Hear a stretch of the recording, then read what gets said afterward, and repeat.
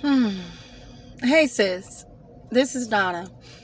I am ready to talk about getting robbed today. Do you know I was robbed and I didn't even know? I mean, something was taken from me and I didn't even see it coming. I really didn't. I went through many things in life and went through, different situations. And the most recent situation, the breakup and divorce and stuff like that. Well, here I am. I'm moving along with life, right? And as I put on my last video about, people showing you pictures and, telling you things that you really don't even care to hear. If I'm not asking for info, I really don't want to hear it. Well, it goes further than that. Like, here I am. I'm believing that I am healed. I'm thinking that this stuff is so far in the past, right? And I didn't know I was robbed. I did not know I was robbed. I'm looking around and I'm searching for what's missing. Because something in my heart was missing. Something was in my heart. It was missing, sis. And I didn't even know. Well, I got to hearing about, the ex with a girl. I heard about the ex with a man. I was just like tired of hearing stuff. But I didn't even know I felt some way about it. I felt some way about not them, not what he's doing, but I felt some way about the house, that I had put work into and all that. Like, if you're human, you're going to have some kind of feeling if there's a divorce or separation anyway. Because, you invest. But when you invest in love, that's a price that you pay sometimes. Sometimes it doesn't go the way we plan, right? Right. So I'm sitting here like kind of in my feelings a little bit. I was looking at a picture that was sent to me and it's like, all I could see is the hard work that I had done in that house, in him, and showing him things and teaching him things. But, God began to deal with me. And he was letting me know that I had to release the offense. You've got to release the offense. I know that somebody has done something to you and it hurt. That happens. That's called life. Things will not always go the way that we plan them to go. If that's the case, there will be no separations. There will be no divorce. Everything will go the way that we want them to go, right? So I began to think back and, I've always felt sorry for him from the time I got with him until the time of separating and everything. I know I should have been angry, but I felt sorry for him. I felt sorry for him because it's hard to be within yourself and not be able to be truthfully who you are. So I felt sorry about that. While I was married, I'm like, I did everything that I could and beyond that to try to be what he needed me to be or to try to make him happy. But you can't make people happy. They've got to make themselves happy. And then you add to that. I've said that before. Well, sis, don't see the knife coming and keep on letting people stab you. Like, if you are with somebody and they continue to hurt you, continue to do things to you, no matter how much they say they're sorry. If somebody's sorry, they wouldn't keep on treating you the same way. So don't let somebody keep coming with a knife, stabbing you when you see it coming. You may not be able to, make somebody be nice. You may not be able to change how a person acts. Believe me, I've tried. Plenty of women have. You cannot. But what you can do is you can make a decision on how somebody's going to treat you or not going to treat you. You do not have to accept less than what you're supposed to be accepting. I started to think, I'm like, somewhere I had lost a little piece and I didn't even know it. in my case, I don't know whether back in, it was back just going through some things before marriage that I lost peace, or I didn't know if it was the peace within the marriage where I had lost something, but I had lost some of my peace. Sometimes people can make you lose your peace. And if you're letting them do that, they're controlling you. Sometimes situations and things can make you lose peace. Like, I know when you lose somebody, there's something that you feel, and there's a certain kind of peace that's within you that is gone at that moment. And you're not in control of how you feel sometimes. You've got to let those feelings just go ahead and happen. Try to control how you react to things, but you're not in control of life happening, honey. It happens to everybody. Another thing is, don't hurt yourself on purpose. Don't hurt yourself on purpose. Some of us have been hurting ourselves on purpose. Why are we sitting here thinking about people who mean nothing to us? Like, if your ex has a new girl or a new guy or whatever, what does it matter? It doesn't matter. It's like, you all are done. That's over. There is nothing that they do that should concern you or bother you.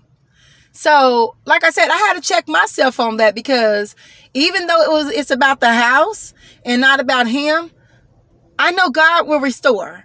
I can get a house. I've had a house before. That doesn't have anything to do with it. So, I began to look, like I said, what took my peace? That's major. You can't let something steal your peace. I was sitting back last night and I was reading the word. And I'm reading the word, and it's like, then all kind of distractions started to come.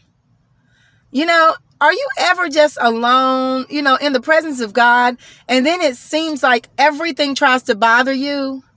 Well, don't let it work. Do not let it work. Satan is only out to destroy, right? He's coming to kill and destroy. So, I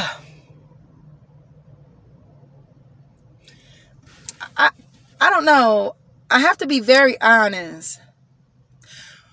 After the breakup happened, y'all, I was in a crazy space.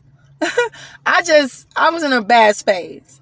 I couldn't even go to the grocery store and grocery shop and do the normal things that I would do, because I was the main one who would go to the grocery store in my marriage. Like, I end up like I was having a panic attack in the grocery store.